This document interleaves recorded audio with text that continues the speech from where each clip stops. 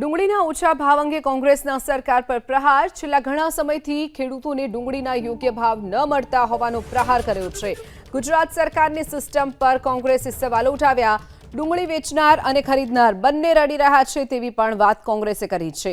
તો ડુંગળીના ખેડૂતોને ભાવ પૂરતા નથી મળી રહ્યા, બજારમાં ભાવ આસમાને છે, એટલે વેચનાર અને ખરીદનાર બંને રડી રહ્યા છે તેવી કોંગ્રેસ નેતાએ સરકાર પર પ્રહાર કર્યા છે।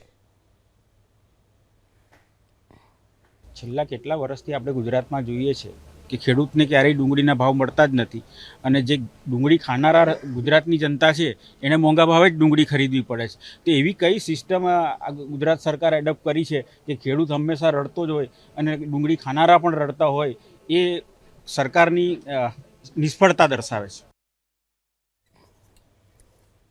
તો ગુજરાતમાં ડુંગળી ખાનાર અને ડુંગળી વેચનાર રડી રહ્યા છે તેવું વિધાનસભામાં કોંગ્રેસના નેતા તુષાર ચૌધરી સરકાર પર પ્રહાર કર્યા છે।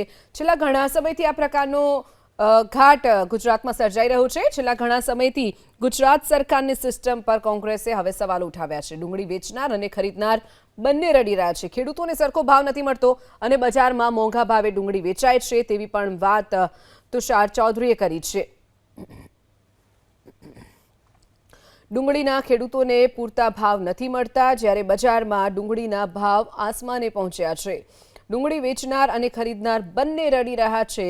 સરકારની સિસ્ટમ સામે લોકો અને ખેડૂતો લાચાર છે તેવી પણ વાત કોંગ્રેસે કરી છે। છેલ્લા ઘણા સમયથી ખેડૂતોને ડુંગળીના યોગ્ય ભાવ ન મળતા હોવાનો પણ કોંગ્રેસે પ્રહાર કર્યો।